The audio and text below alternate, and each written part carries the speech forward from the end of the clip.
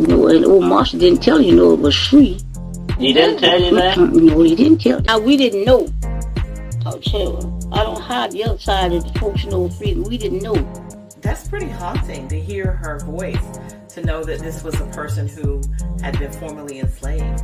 Hey guys, did you know that Juneteenth, one of America's most significant holidays, is still not widely known or celebrated by many? Wow, so today we're going to dive into the history, significance, and customs of Juneteenth, which is the commemoration of the end of slavery in the United States.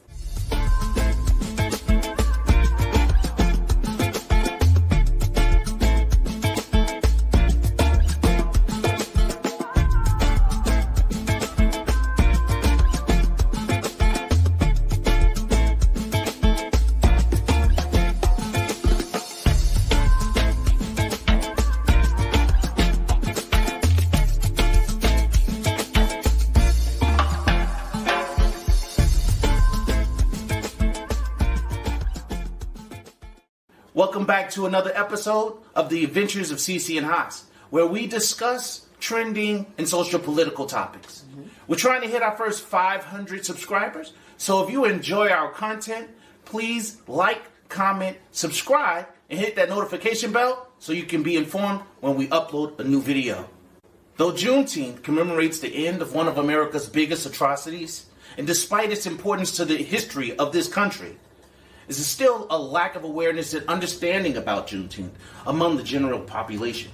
Wow, well, with that said, it's high time to shine a light on why this holiday should be celebrated and embraced by all Americans. Juneteenth, also known as Black Independence Day, Freedom Day, Emancipation Day, Liberation Day, and Jubilee Day, originated in Texas on June 19, 1865, when the Union soldiers arrived to announce the end of the Civil War and emancipation of all enslaved individuals. So this would have taken place over 150 years ago, when Major General Gordon Granger arrived with 2,000 troops in Galveston, Texas, to announce that the slaves were free. Y'all free! Mrs. Laura Smalley, born into slavery, was a child when Major General Granger came to Texas. And old Marshall didn't tell you, it was free. He didn't tell you that? No, he didn't tell you. But now we didn't know. I'll tell you. I don't hide the other side of the folks freedom. We didn't know. That's pretty haunting to hear her voice, to know that this was a person who had been formerly enslaved. And I think she said slavery ended around the time when she was 10 years old. I mean, it just kind of makes you realize how much we owe to our ancestors. Sure. That's Mrs. Laura Smalley speaking in 1940 about her memories of Juneteenth to historian John Falk. You can hear the full audio as it is housed in the Library of Congress, and it's called Voices Remembering Slavery, Free People Tell Their Story. So the first Juneteenth was, of course, celebrated in 1866, and here's Miss Laura Smalley again recounting some of her earliest memories of Juneteenth celebrations. But I remember, the time to give them a big dinner, on the 19th. Is that right? On the 19th, that's called, they said give them a big dinner on the 19th. Just had a long table and just had just little everything you want to eat, and drink, And they said that was on the 19th. And everything you want to eat and drink. They celebrated with cookouts, feasts. They even had singing and dancing and even fireworks. Wow.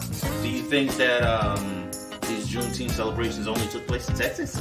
No, they took place throughout the Confederate States. I just think that Texas was the last place to be free.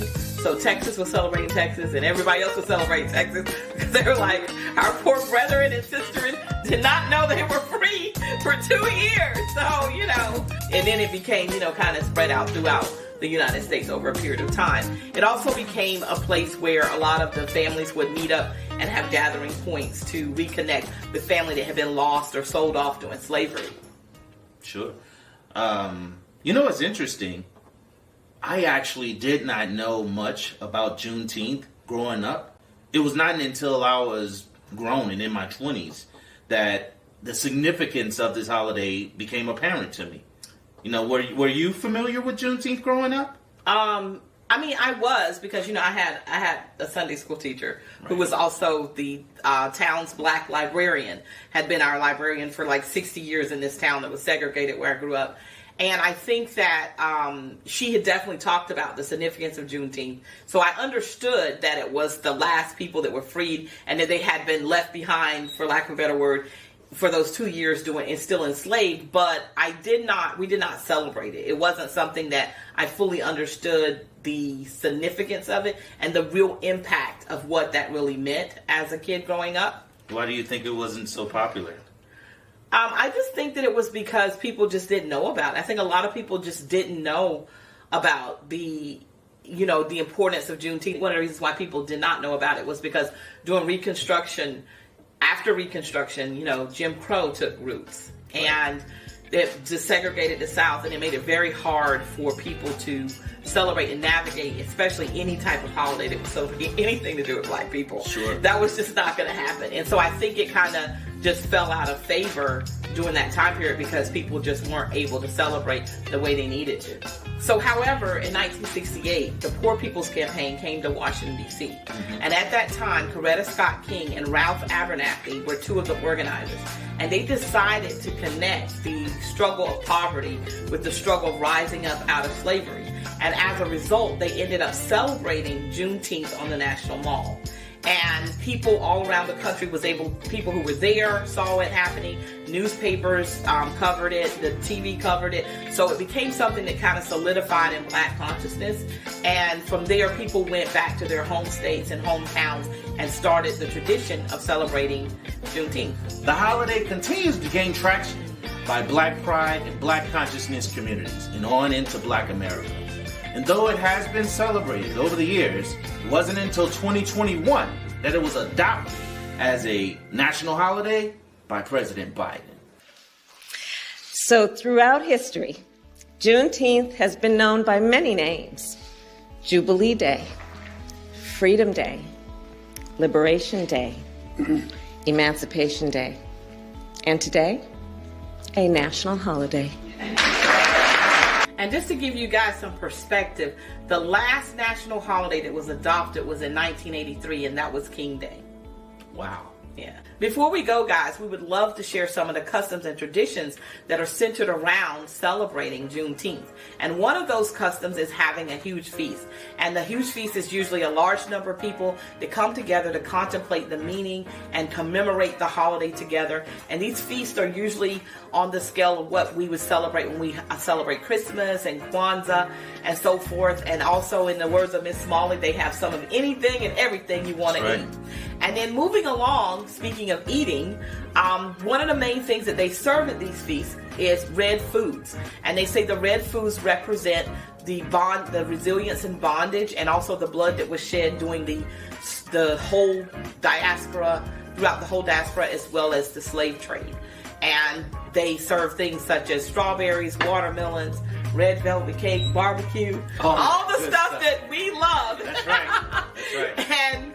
And then, of course, piggybacking off of the food thing, there's also another element of the foods that are served at the feast, which are the good fortune foods that we talk about, which is like the black-eyed peas and the collard greens that we often eat on New Year's as to have good luck.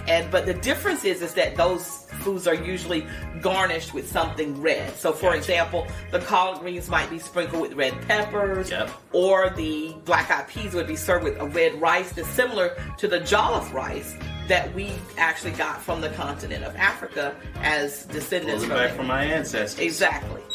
These celebrations also included huge festivities, which included big picnics at local parks, parades, organized festivals and performances, and even highlighted different charity events, which is a great segue into another area that was a focus, which was commemoration, education, and activism. Communities came together not just to celebrate, but also to remember.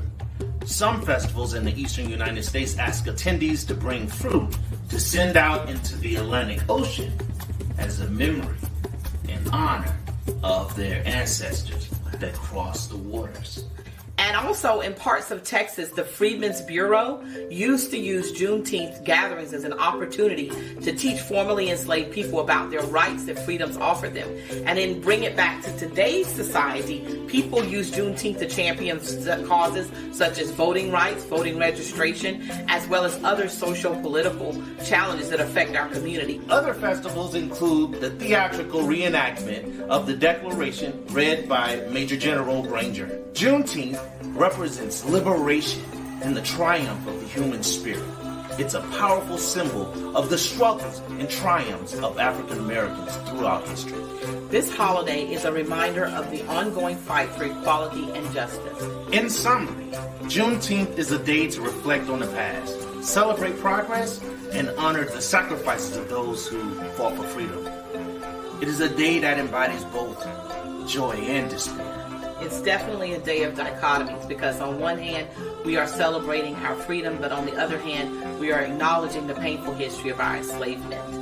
It is crucial to recognize and commemorate this historic holiday to ensure that its significance is never forgotten. We encourage you to learn more about Juneteenth by exploring the Library of Congress and viewing related documentaries.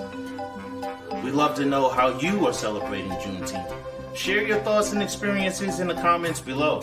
Also, if you'd like to see more of our videos, subscribe and hit the notification bell so you can be informed when we upload new videos. Let's keep the conversation going by celebrating this rich history and culture of Juneteenth together.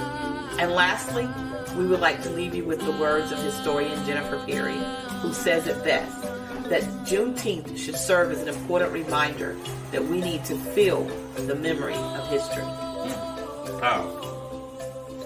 Peace.